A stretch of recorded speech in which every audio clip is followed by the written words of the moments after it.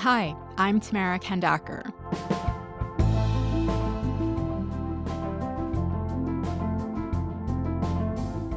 The same waters that our people just died in 3 days ago are the same waters the very next day these visitors, tourists, were swimming in. And that says a lot about where their heart and mind is through all of this and where our heart and mind is though. You don't see our people swimming, snorkeling, surfing. Nobody is having fun in tragedy.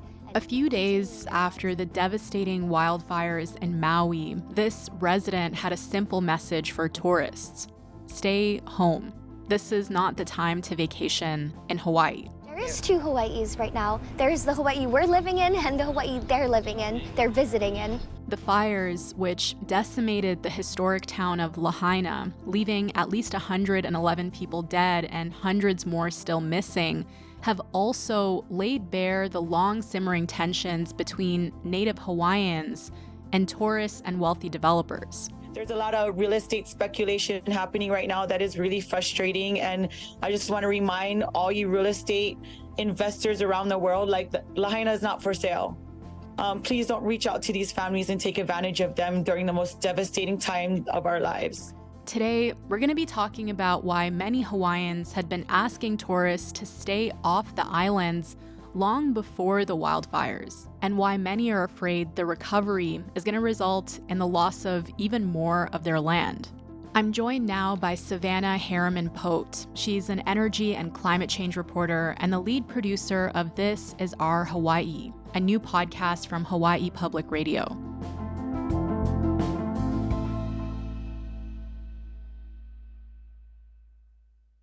Hi, Savannah. Thanks so much for doing this. Hi, thank you for having me. So, Savannah, as we just heard, locals have been pleading with tourists to cancel their trips. Government officials have been saying the same thing.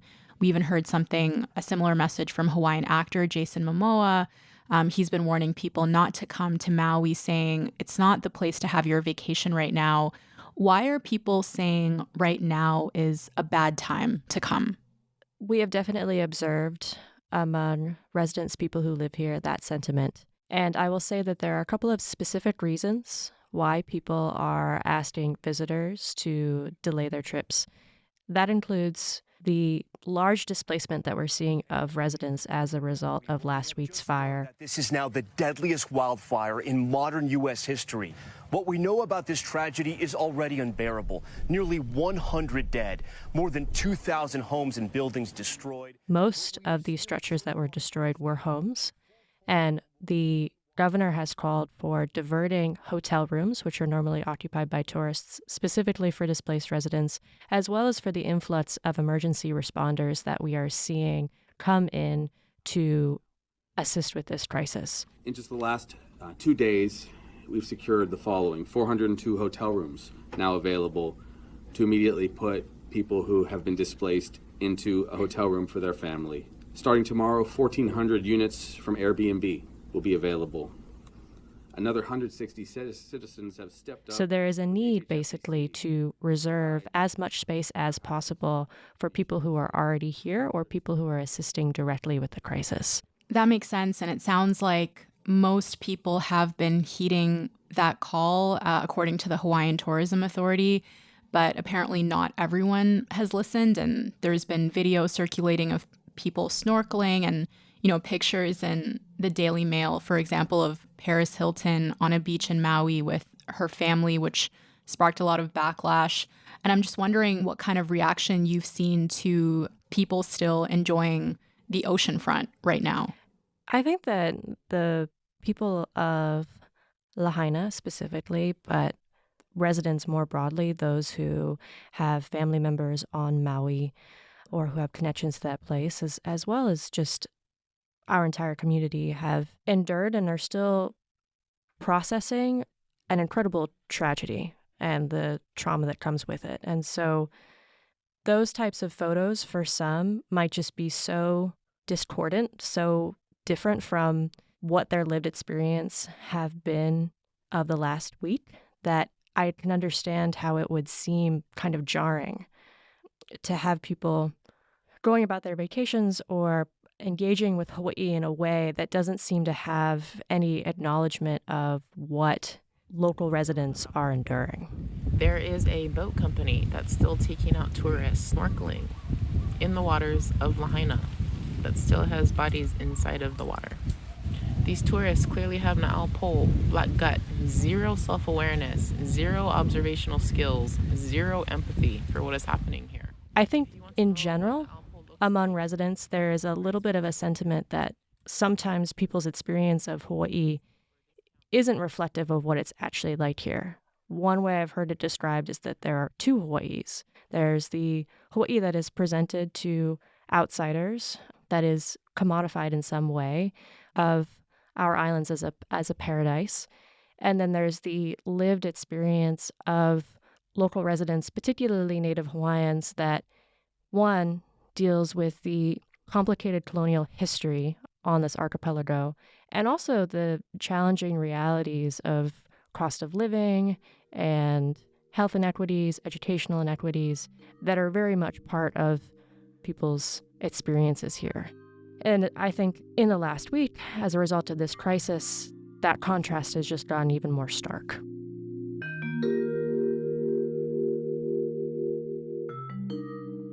All the resources that are currently here need to be used on local residents. And before someone hits me with the bullshit about tourism dollars, the thing is, we don't need your business. We need your help. And if you don't want to provide that, that is a reflection of you, not us.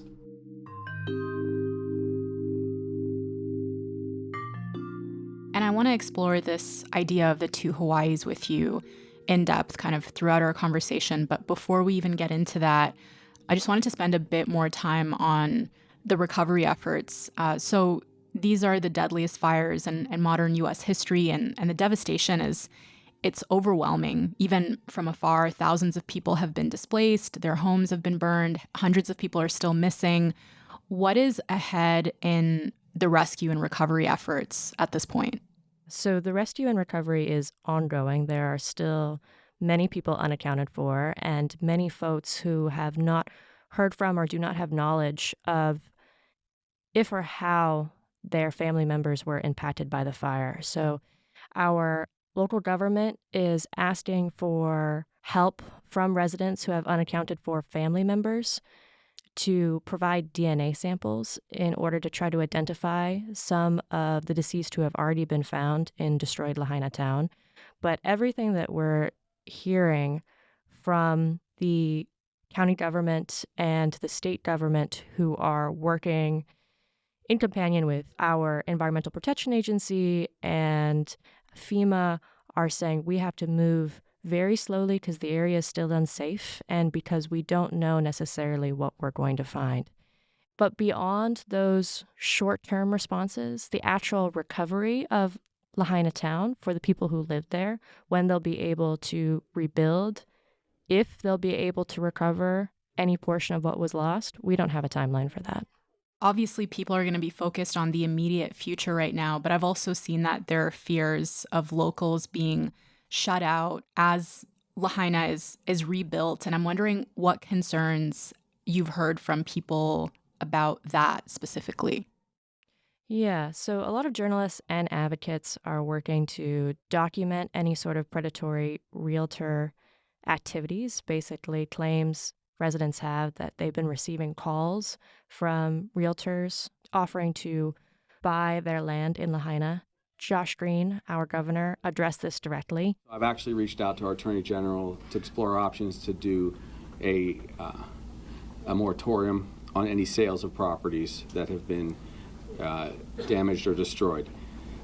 Moreover, I would caution people that it's going to be a very long time before any growth or housing can be built, and so you will be pretty poorly informed if you try to steal land from our people. And just to get yourself in the headspace of what it might be like to receive one of these calls, many of the people in Lahaina still haven't had the opportunity to go back into the destroyed area, and so they might receive a call asking to buy their land before they know if they still have a home to return to. Wow. Yes. So it's a very emotional situation to be put in, and that's why we're seeing such a strong response from community members as well as local officials pushing back against that kind of behavior.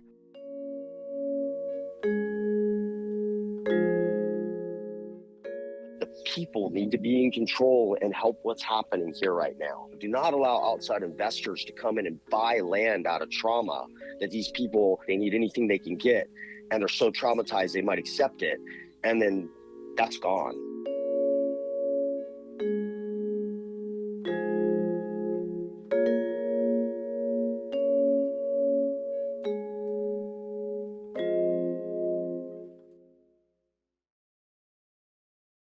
So this issue of two Hawaiis, with Native Hawaiians being marginalized by tourists and outside wealth, it's become kind of a major theme in the conversations that I've been following around this disaster, but it's obviously not a new conversation. And there are some Native Hawaiians who've actually been asking tourists for a really long time to not come.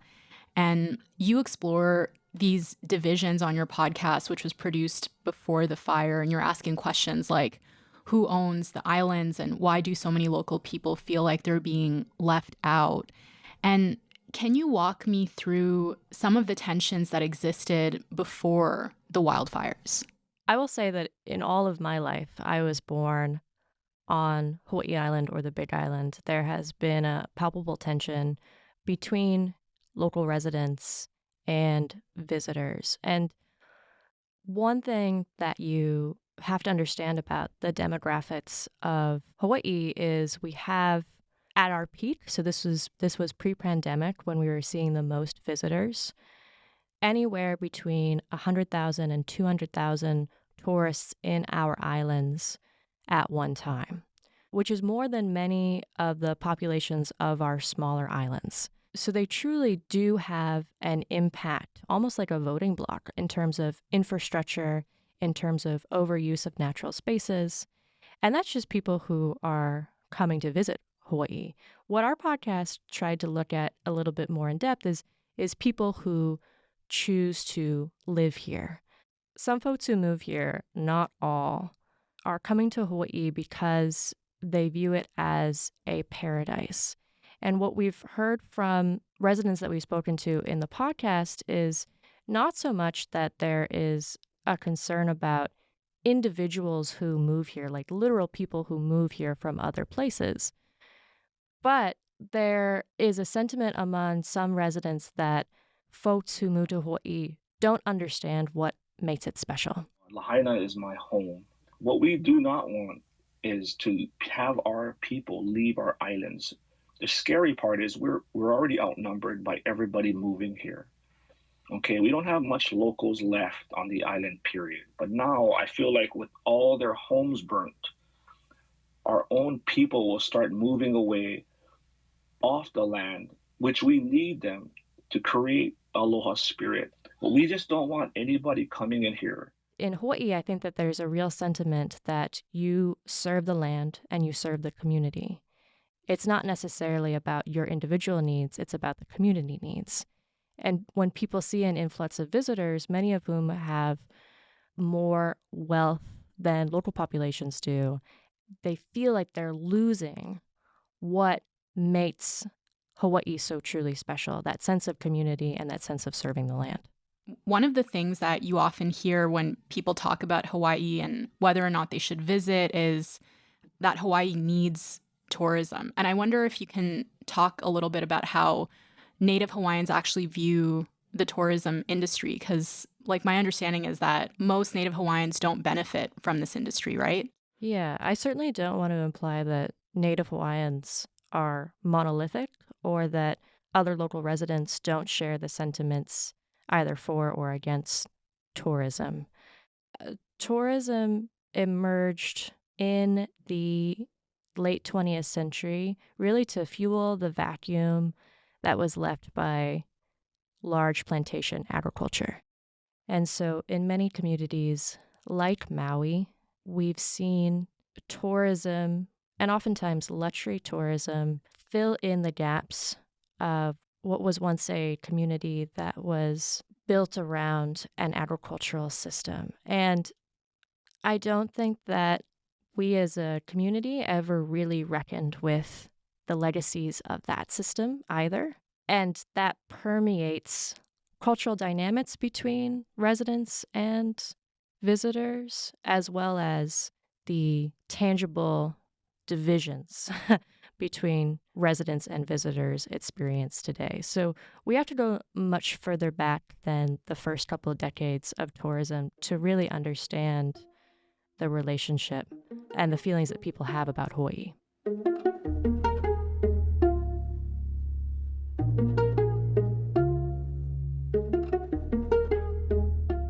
These present-day tensions, they're rooted in a long history that has to do with who owns the land in Hawaii. And you talk about this on the podcast. It's a long, complicated, debated history, but it starts with the arrival of Westerners who bring with them the concept of private land ownership, which I understand didn't exist in Hawaii until 1848. And up until then, there was a communal land system and people were basically stewards of the land. And in 1848, that changes. So how did Native Hawaiians end up in the situation they're in today where they own so little land? Yeah, it wasn't like there was no relationship between people and land before 1848. There was a system of land stewardship in place that sustained people for hundreds of years, and that was the Ahupua'a system.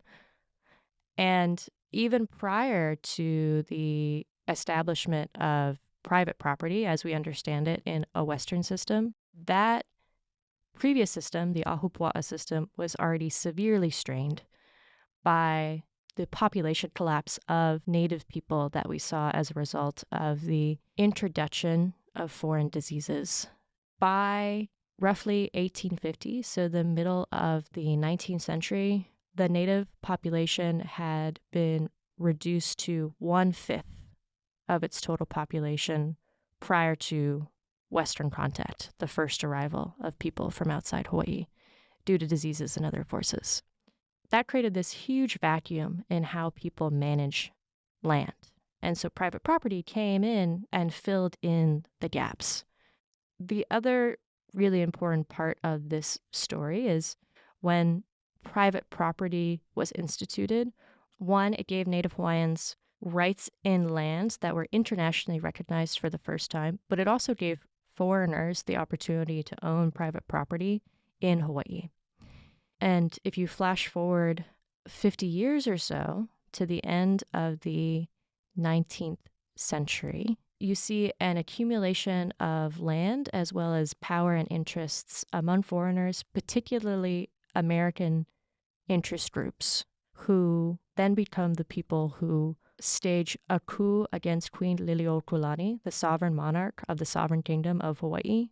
And once the ali'i, Queen Liliuokalani, is no longer in power, these large landowners, we start to see their power grow and consolidate. That's when we get our large sugar oligarchies that start to claim more land as well as water rights, because at the time, if you had control of land, you had control of water. It's also when we start to see more U.S. military bases being constructed in Hawaii. It's also when we start to see American homesteader projects, so efforts to get more Americans in Hawaii to impact the demographic vote and protect this stronghold of American interests that was present at the time and has been present since then. That gets us up to the start of the 20th century, and I think it really is a legacy that not just folks who live here have to deal with as part of their lived experience, but visitors or those who have interest in Hawaii, particularly in this time, really should take some time to inform themselves about so that they can understand the legacy of this place.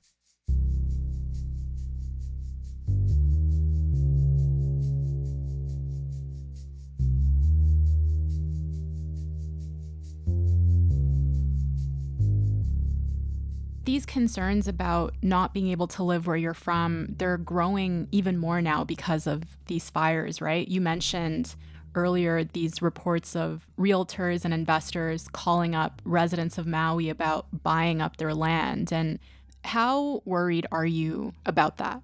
I would say that it is worrying, certainly, and to say otherwise would be dismissive of Hawaii's history, as well as dismissive of many of the fears that residents have in Lahaina as well as elsewhere.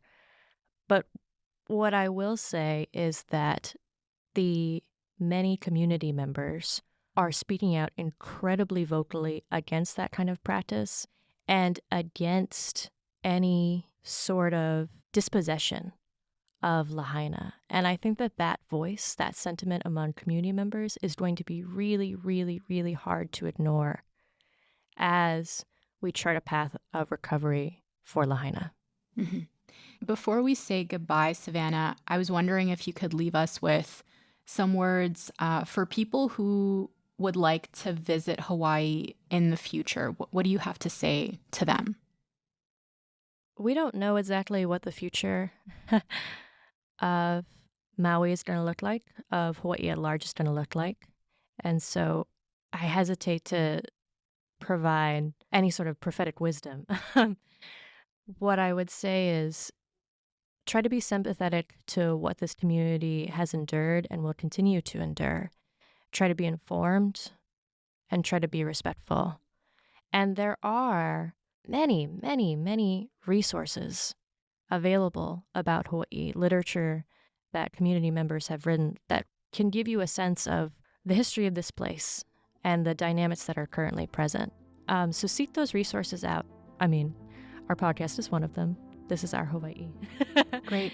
Yeah, I wanted to say it is a really wonderful podcast, and I can't wait to see the episodes that you guys produce next. Thank you so much. I really, really appreciate this. Thank you for your time.